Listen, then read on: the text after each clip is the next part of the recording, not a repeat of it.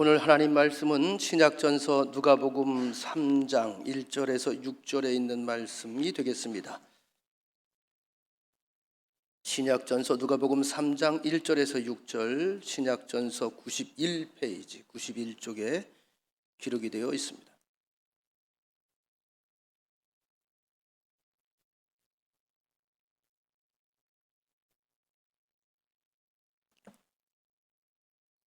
디베리오 황제가 통치한 지 15해, 곧 본디오 빌라도가 유대의 총독으로, 헤롯이 갈릴리의 분봉왕으로, 그 동생 빌립이 이두레와 드라고니 지방의 분봉왕으로, 루사니아가 아빌레네의 분봉왕으로, 안나스와 가야바가 대제사장으로 있을 때에 하나님의 말씀이 빈 들에서 사가랴의 아들 요한에게 임한지라. 요한이 요단강 부근 각 처에 와서 죄 사함을 받게 하는 회개의 세례를 전파하니, 선지자 이사야의 책에 쓴 바 광야에서 외치는 자의 소리가 있어 이르되, 너희는 주의 길을 준비하라. 그의 오실 길을 곧게 하라.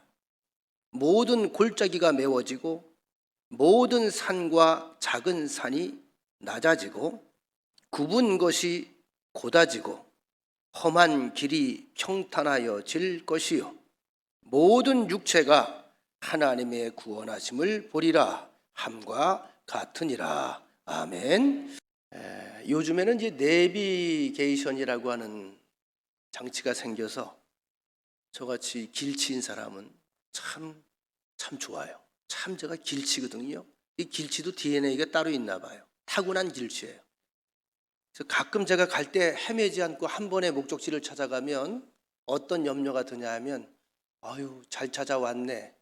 그럴 땐 돌아올 때 꼭 헤매요. 그 차라리 미리 헤매는 게 나아요. 그래도 우리가 가고자 하는 어떤 목적된 장소가 있을 때에는 먼저 우선되어야 할 조건이 있습니다. 하나는 뭐냐 하면 길입니다. 길. 반드시 길이 있어야 돼. 길이 없으면 갈 수가 없어요. 하늘이든 육지든 아니면 바다라도 길이 있어야 갑니다. 우리가 알다시피 길이라는 게 얼마나 중요합니까? 아스팔트 위를 달리다가 비포장도로를 가노라면 덜컹거려서 참 힘이 듭니다. 길이 있어야 자유롭게 여행을 할 수 있습니다. 옛날에 대로마 제국이 세계를 점령해 들어갈 때도 그들이 제일 잘한 기술이 뭐냐 하면 길을 굉장히 빨리 닦았어요. 그래서 세계의 모든 길은 로마로 통한다. 그 길을 왜 닦았을까요?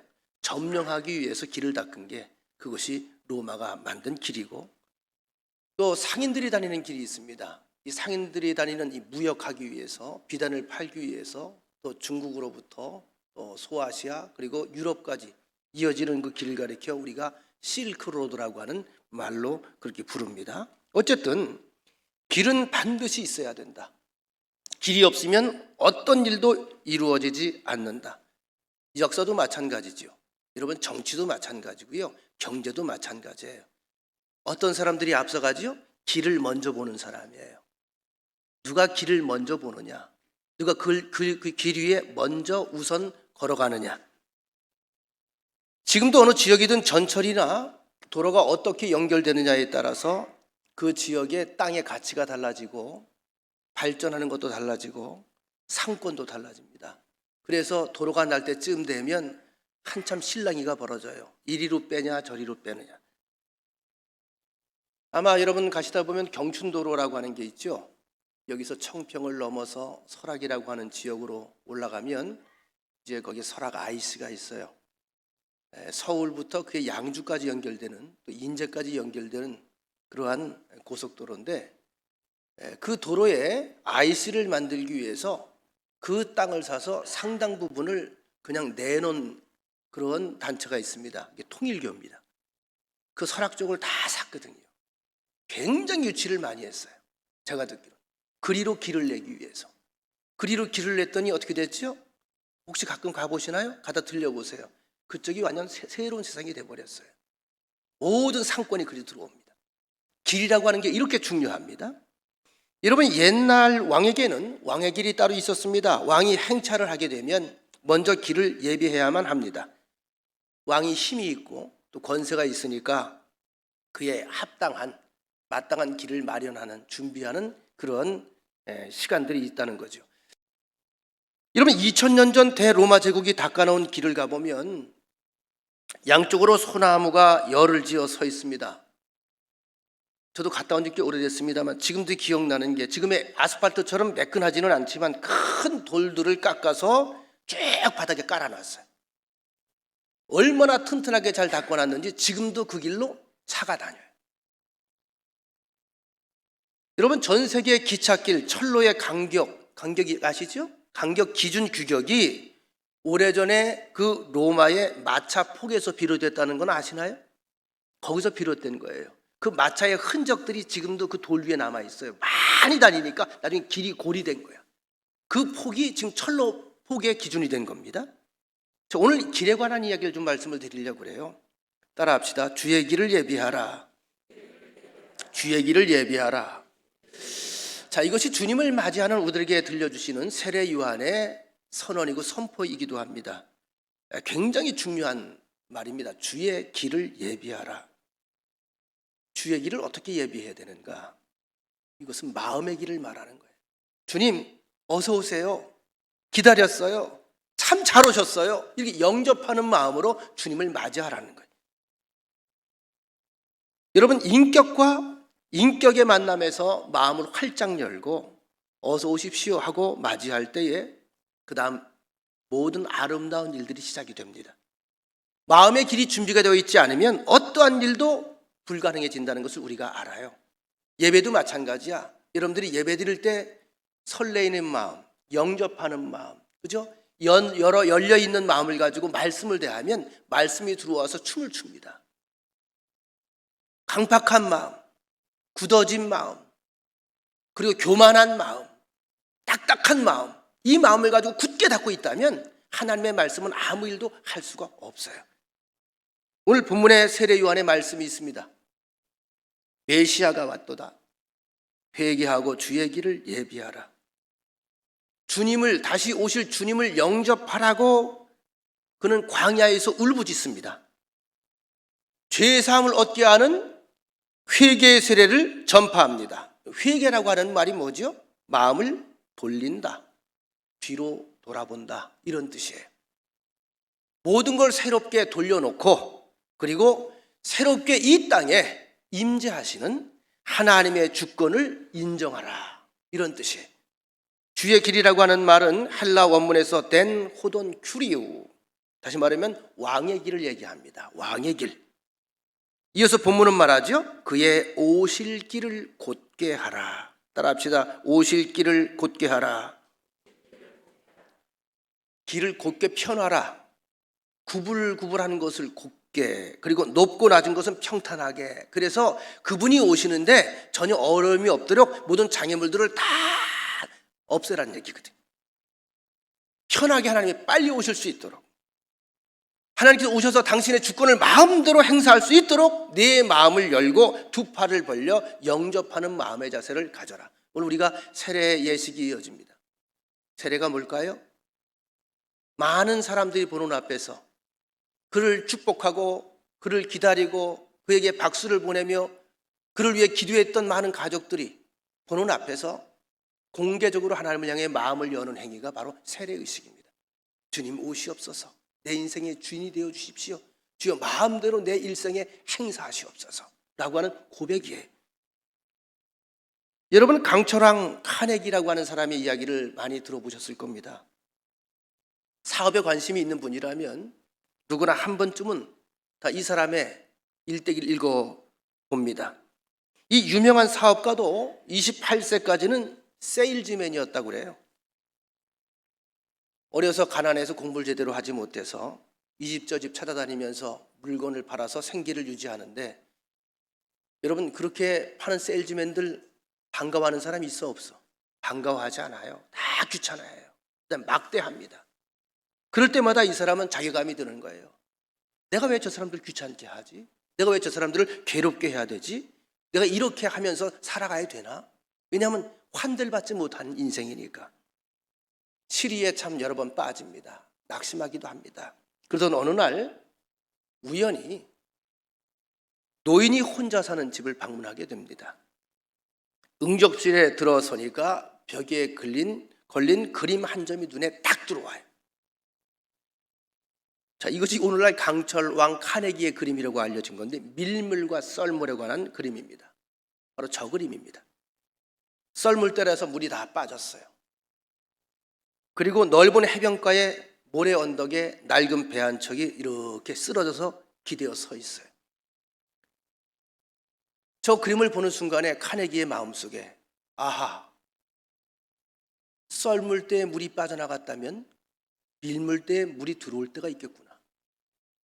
바로 저 쓰러져 있는 기대어 있는 배를 보면서 자기의 모습을 발견하는 겁니다. 그렇다면 밀물의 땐 다시 온다. 그땐 내가 내 배를 띄우리라. 노인에게 간청을 합니다. 어르신, 혹시 만에 하나 기분 나빠지신 말고요. 만에 하나 주님 나라 갈 때가 다 되셔서 혹시 그날이 온다면 저 그림 저한테 선물하면 안 되겠습니까? 저 그림을 저에게 주시면 안 되겠습니까? 아니, 노인 볼 때 자기가 볼 때는 아무것도 아닌 그림이거든요. 그래서 그럼 그렇게 해라. 그래서 주소를 적어놓고 이름을 적어놓고 돌아왔어요. 그리고 상당 기일이 지났고 실제 그 영감님은 돌아가셨고 약속대로 영감님은 카네기에게 이 그림을 붙여주라고 유언을 합니다. 그는 평생 이 그림을 소중하게 여겼습니다. 사업가로 크게 성공했습니다. 미국의 최고의 부자가 됐습니다. 항상 그가 가장 중요한 메인 자리에는 저 그림을 걸어놓고 자기의 직원들에게, 젊은이들에게 이렇게 교훈을 했다고 합니다. 썰물대에 밀물대를 준비하라. 우리 인생도 마찬가지입니다. 아무것도 없이 다 빠져나간 것 같은 그런 기분, 그런 처지, 그런 형편 다 있어요. 다 겪었어요. 지금 당장 내 인생이, 내 처지가 소용이 없어 버려진 낡은 배로 보일지 모르겠지만 물이 밀려 들어오면 다시 항해가 시작이 됩니다. 바로 이것이 준비예요. 바로 이 날이 대강절입니다. 주님을 맞이할 준비를 하는 거예요. 어떤 일이 벌어지기 전에 먼저 생각하는 것이 준비입니다. 하나님 믿는 사람들은 생각 없이 살면 안 됩니다. 생각하고 살아야 돼요. 늙고 나서 늙음을 생각하면 이건 준비 못한 겁니다. 젊을 때에 늙을 때를 생각해야 돼요. 힘이 있을 때, 힘이 없을 때를 생각해야 돼요. 여름이나 가을에 겨울을 준비해야 됩니다.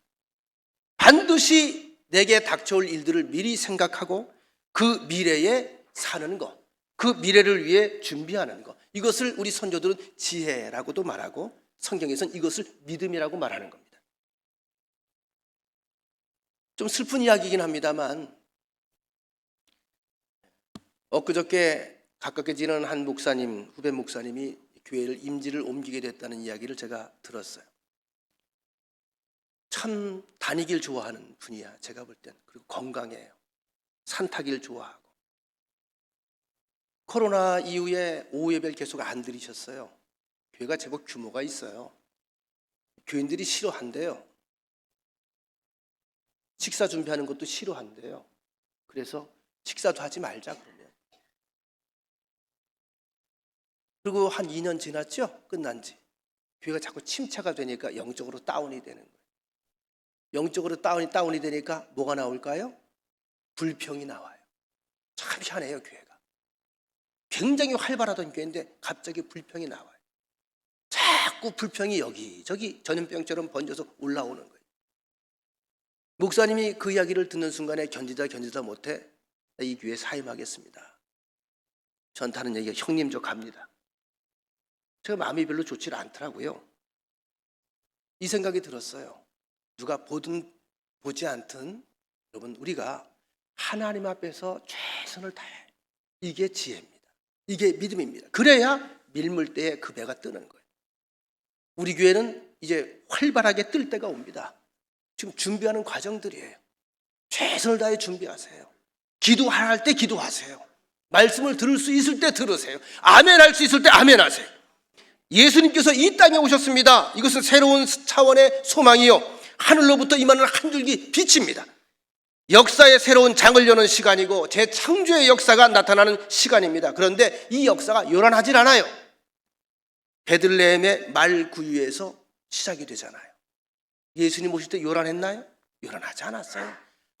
아무 일이 없는 것처럼 조용히 저 가난한 말구유간에서 한 아기가 누워 있어요. 아기가 태어났으니 이제 자라는 시간이 필요하지요. 30년이 필요했습니다. 메시아로 오신 예수님이 나타났으니 이제 구원의 역사가 이루어질 것입니다. 실제로 구원의 역사가 이루어졌습니다. 그 결실이 여러분과 제가 여기 있는 바로 그 사실입니다.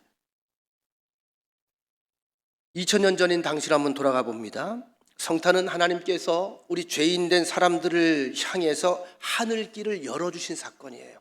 인간의 편에서는 도저히 열 수 없는 길, 갈 수 없는 길이에요. 우리는 죄인인 거로.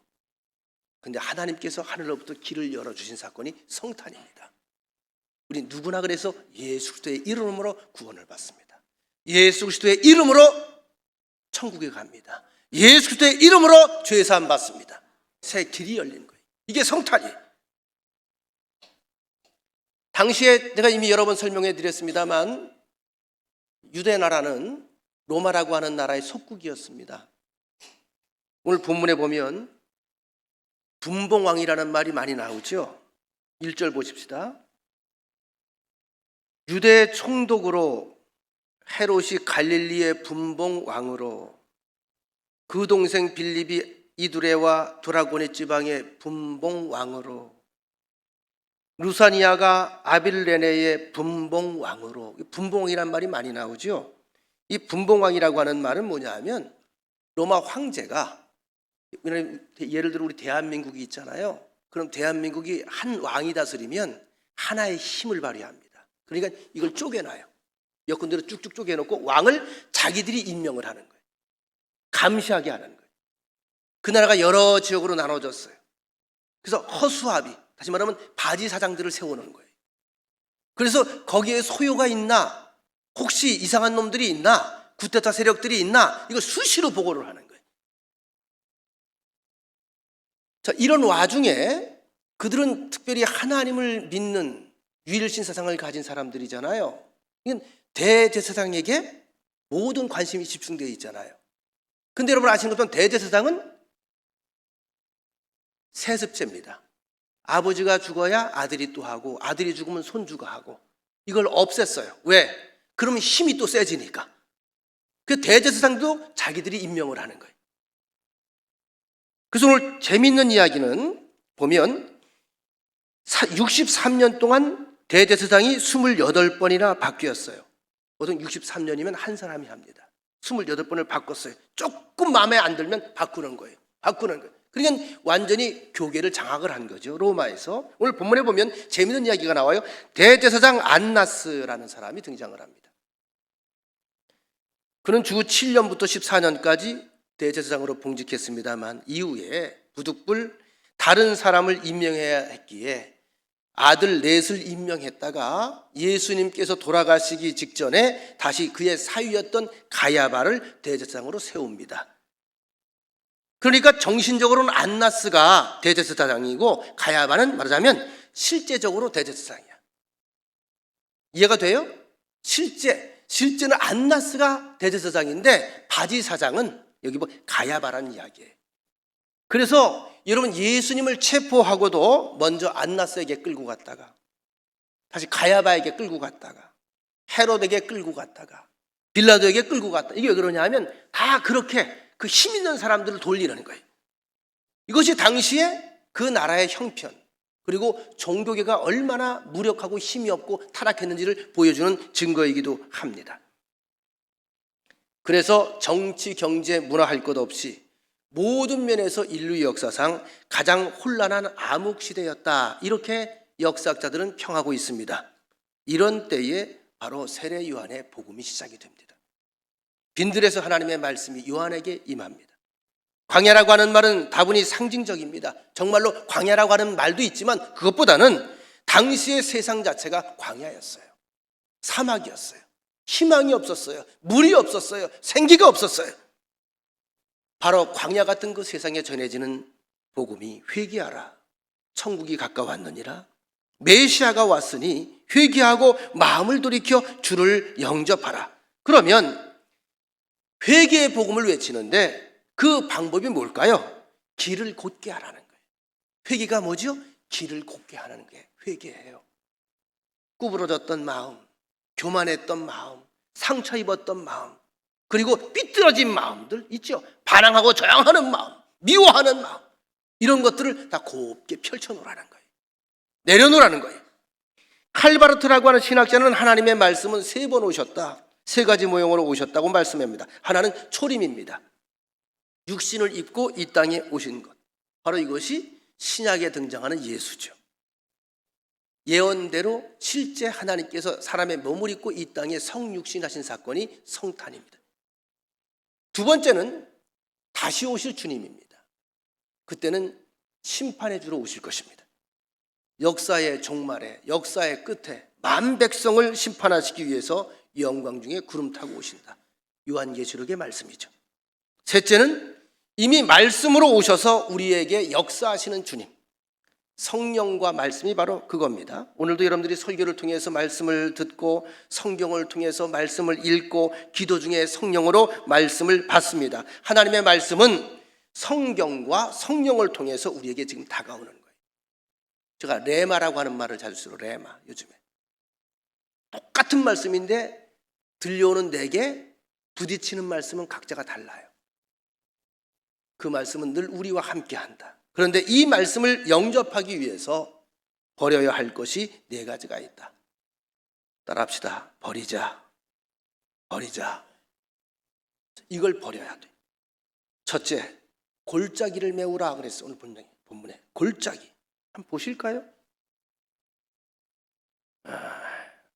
4절, 선지자 이사야의 책에 쓴 바 광야에서 외치는 자의 소리가 있어 이르되 너희는 주의 길을 준비하라, 그의 오실 길을 곧게 하라, 모든 골짜기가 메워지고 그랬습니다. 골짜기를 메우라. 골짜기가 메워지고, 골짜기가 뭘까요? 쉽게 설명해 드릴게요. 제가 조금 전에 어느 목사님과 교회에 관한 이야기를 했어요. 어떻게 그런 결론이 왔을까요? 골이 깊어진 거예요. 이해가 되시죠? 골이 깊어지면 그렇게 돼요. 부부 사이에도 골이 깊어지면 어려워집니다. 부모 자식 간에도 골이 깊어지면 안 됩니다. 자꾸 골이 메워져야 돼요. 친구 간에도 골이 깊어지면 골치 아픕니다. 동료 간에도 이웃 간에도 마찬가지입니다. 골이 깊어지면 서로 볼 일이 없어져요. 그럼 골이 깊어지면 어떡하죠? 봉우리와 봉우리가 서로 간에 만나야 되는데 만날 수 없이 사이가 벌어진 거예요. 그럼 많은 시간이 필요해요. 상처 입은 심령, 배신당한 자의 아픈 마음, 실패의 경험으로 인한 깊은 상처가 자꾸 더 깊어지는 거예요. 더 수렁이 파여지는 겁니다. 이것이 다시 올라오지 않으면, 회복되지 아니하면 그리스도를 영접하기 어렵다는 거예요. 그래서 그런 의미에서 여러분, 개인이든지 사회이든지 민족 간이든지 자꾸 과거를 가지고 집요하게 물고 늘어지면 안 돼요. 우리나라 일본 문제도 마찬가지입니다. 역사를 바로 가르치되 집요하게 100년 전, 집요하게 50년 전을 계속 물고 늘어지면요, 그 골은 메워지지가 않아요. 지난 이야기를 자꾸 하려 들면 주님도 영접하기가 어려워요. 참 평안이 있을 수가 없습니다. 새로운 소망으로, 새 마음으로 주님을 영접해야 된다. 제가 그 말씀을 드렸죠. 성탄 감사 예배를 경찰서에서 드리면서 경무과장이 저에게 물어보기를, 목사님, 저는 원래 다른 직장을 다녔는데요, 아주 견딜 수 없이 꼴보기 싫은 사람이 있어서 제가 직장을 바꿨습니다. 목사님은 혹시 교회에서 꼴보기 싫은 사람 없나요? 물어보는데 제가 눈만 끔뻑끔뻑하고 있었죠. 이건 박 장로님한테 배운 거야. 끔뻑끔뻑하고 있었죠. 그냥 이럴 땐 말을 안 하고 끔뻑끔뻑하고 있었어. 목사님도 사람인데 왜 미운 사람이 없겠어요? 있으시지요? 이렇게 물어보길래 뭐가 알고 싶어요? 그 다음 질문을 하더라고요. 어떻게 해요? 제가 거꾸로 물어봤어요. 과장님은 어떻게 해요? 저는 안 봐요. 안 봐는 게 최고예요. 보면 또 올라와요. 안 봐요. 그 꼴 보기 싫어서 경찰 됐어요. 또 물어봐. 목사님은 어떻게 해요? 기가 막힌 얘기를 제가 해드렸어요. 돌아오는 25일이 무슨 주일, 25일이 12월 25일이 어떤 날이죠? 성탄절이요. 그들도 알잖아요. 성탄절은요, 미워도 다시 한번, 싫어도 다시 한번, 이게 성탄절이요. 주님 편에서 볼 때 우리 인간이 얼마나 꼴보기 싫겠어. 지질이도 말 안 듣죠. 지질이 이기적이고 모든 걸 주어도 고맙단 말 하지 못하고 도저히 용서받을 수 없는 우리, 그래도 미워도 다시 한번, 이게 성탄절이거든. 아, 목사님은 참 성직자니까 그렇게 사셔야 되겠네. 그래서 내가 그렇게 얘기를 했죠. 성직자만 그렇게 살아야 되는 게 아니라 주님 바라보면 그렇게 살게 되는 거예요.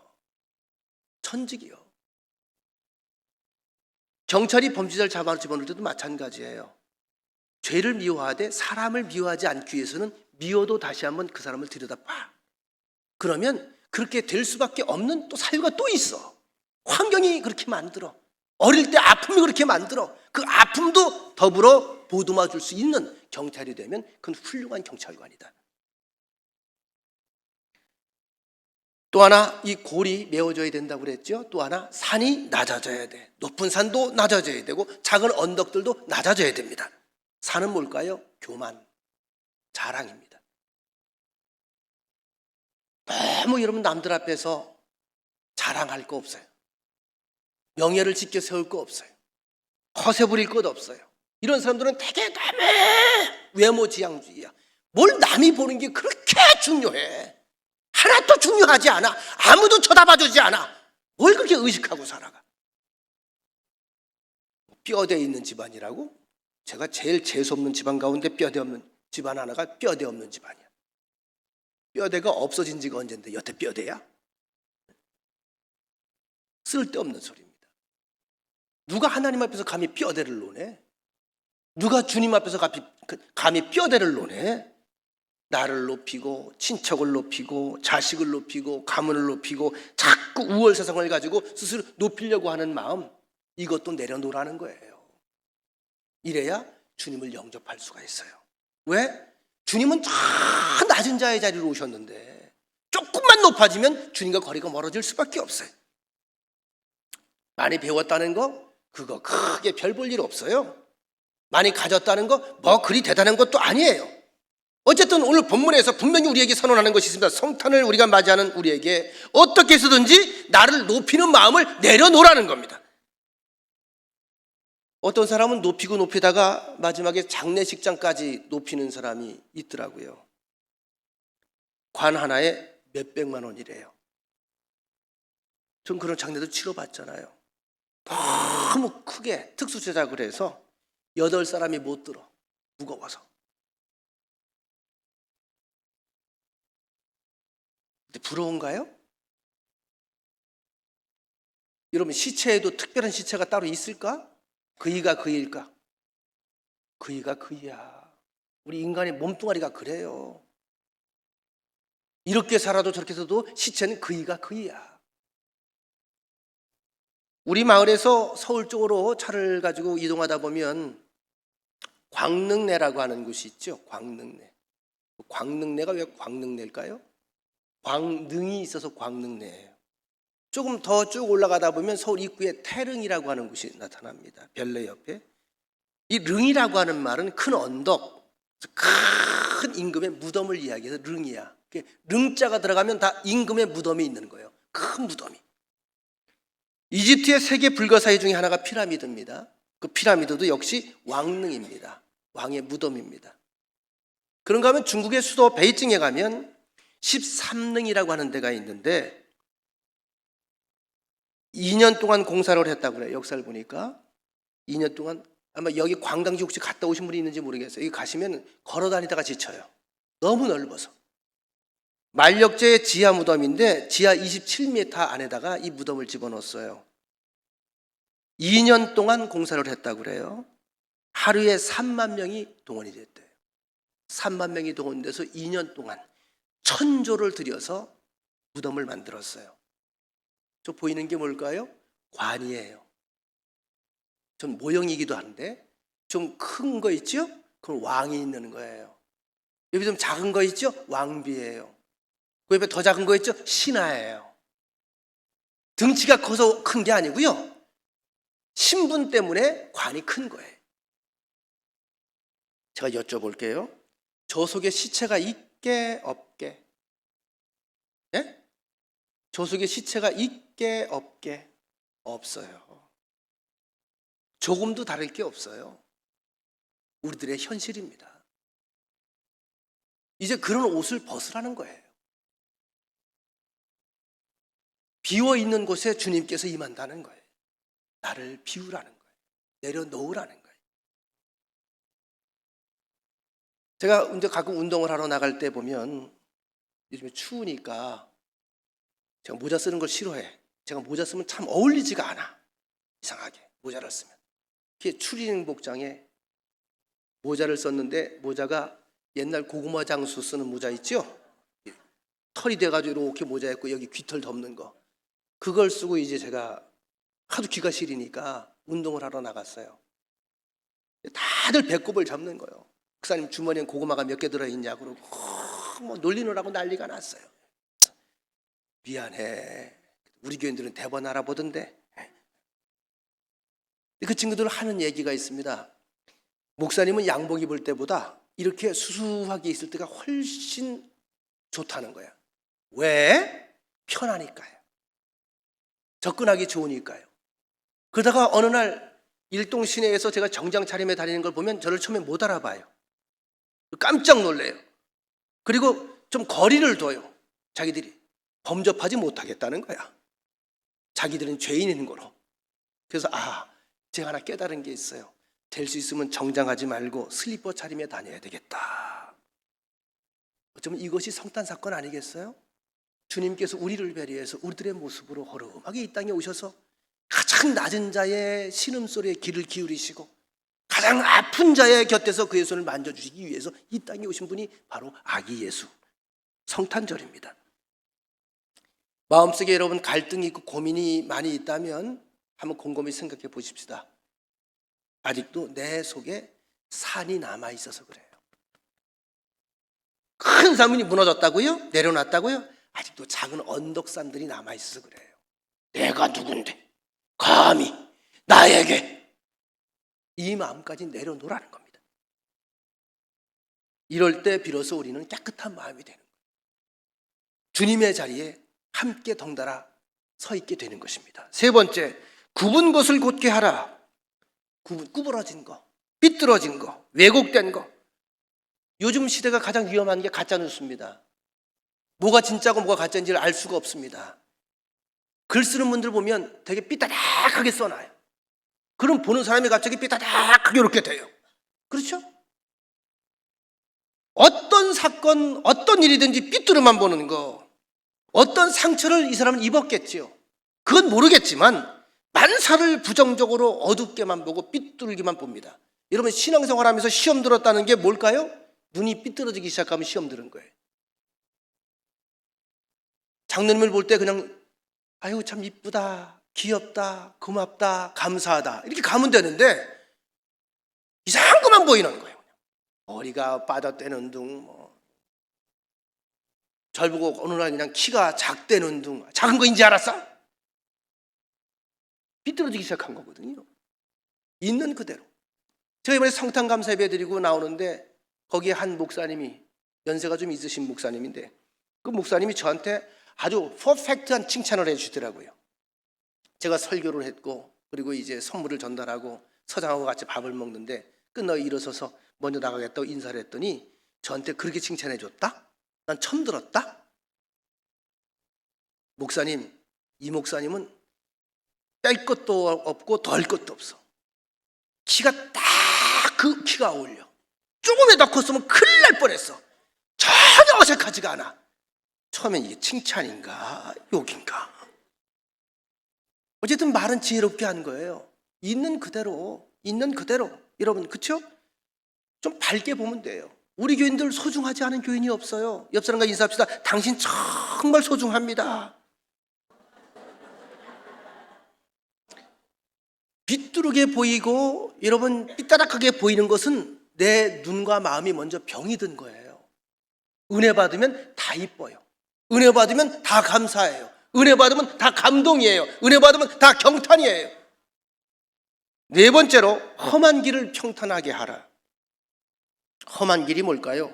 거친 마음, 반항적인 거, 폭력적인 거, 황폐케 된 마음, 다 상처 입은 흔적들 때문에 그렇겠죠. 이것도 주 앞에 내려놓으라는 거예요. 주님께서 쓰담쓰담 하도록 주 앞에 드러내 보이라는 거죠. 오늘 본문 말씀의 골짜기라고 하는 단어는 그 당시에 민중을 가리킨다. 그 당시에 유다 백성들은 절망과 시류에 빠져 있었습니다. 주권이 상실됐으니까 깊은 골짜기, 상실감에 빠져 있습니다. 어떻게 하라는 거예요? 메우라는 거예요. 누가? 주께서 메우시겠다는 거예요. 산은 헤롯 왕과 같은 사람을 말합니다. 왕은 왕이에 권력이 있으니까 높아 보여. 근데 중요한 건 허수아비야. 힘이 하나도 없어. 꼭두각시야. 근데 허수아비 왕이면 이게 인간의 실체입니다. 허수아비 왕인데도 불구하고 그 왕자리를, 왕권을 지키기 위해서 자기의 컴플렉스를 어떻게 커버하려고 혹시 누가 이 자리를 노리나. 제가 지난주에 설교 드렸죠? 그 첫 번째 부인도 죽이잖아요. 첫 번째 아들도 죽여요. 다음에 왕세자니까. 자기의 동생의 아내를 뺏기 위해 동생도 죽여요. 조금만 내가 위험하다 그러면 다 죽여버리는 거예요. 그런 와중에 누가 오셨다? 예수님이 오셨잖아요. 모든 천지가 기뻐하고 즐거워해야 될 바로 그 시즌에, 그 타임에 헤롯이 아기 함께 와서 경배했다면 성경에 길이 남았을 것입니다. 근데 어떻게 해요? 아기 예수를 찾지 못하니까 그 길을 즈음해서 두 사람을 다 죽이라고 유아 학살 명령을 내리지 않습니까? 바로 이것이 산입니다. 산이 무너져야 돼요. 권력욕이 무너져야 돼. 명예욕이 무너져야 돼. 탐심이 무너져야 돼. 굽은 것, 당시의 종교 지도자들을 말합니다. 바리새인들, 잘못된 신앙, 잘못된 신학 사상. 그래서 니고데모에게 주님께서 말씀하셨죠. 거듭나라, 중생하라. 그럼 하나님 나라를 볼 것이다. 그 이야기입니다. 굽은 것 펴라. 이것이 거듭나는 것이다. 또 한 가지 험한 길을 평탄하여질 것이다. 험한 길은 여관의 주인 같은 사람이겠죠. 말구유 이야기를 우리가 들을 때마다 참 마음이 좀 아파요. 세상이 참 예나 지금이나 야박합니다. 마리아가 지금 만삭이 됐어요. 양수가 터지기 직전이에요. 진통이 시작이 됐어요. 애원을 해요. 근데 방이 없다고 안 내줘요. 왜? 돈 많이 벌으려고. 그래서 마구간으로 내쫓아 버렸어요. 돈밖에 모르는 사람, 지극히 이기적인 사람. 이게 험한 마음이에요. 구부러진 마음, 거친 마음. 오늘 본문은 예언이며 약속이며 성취를 우리에게 들려주고 있습니다. 이대로 될 것이다. 그를 영접하는 자에게는 복음이 되고 거절하는 자에게는 심판이 될 것이다. 우리의 마음을 오늘 확인하길 원합니다. 여러분, 깊은 골 주 앞에 내어놓으시고 높은 산 주 앞에서 내려놓으시고 굽은 마음 하나님 앞에서 다시 펴놓으시고 험하고 거친 것은 깨끗하게 말씀 앞에 씻어버리시기 바랍니다. 그리고 나서야 주의 길을 예비한 자들이 됩니다. 그리고 나서야 주께서 그 길을 함께 걷기 시작합니다. 바로 이 날이 성탄이다. 내 일생을 통하여서 가장 행복한 성탄이 되시기를 주의 이름으로 간절히 축원합니다. 기도하겠습니다. 주 앞에 깊은 골을 내어놓습니다. 허망한 산을 주 앞에 내려놓습니다. 험하고 비뚤어진 길들을 주 앞에 펼쳐 놓길 원합니다. 성령께서 강권적으로 역사하셔서 높은 산, 낮은 산, 그리고 골이 메워지고 낮아지고, 그래서 주님이 우리 인생길에 함께 동행하는데 아무 장애물이 없는 그 마음으로 주를 맞이하고 영접하고 주의 역사와 주의 행사를 확인하며 함께 간증하는 여생들이 될 수 있도록 주여 인도하여 주옵소서. 예수님의 이름으로 기도합니다. 아멘.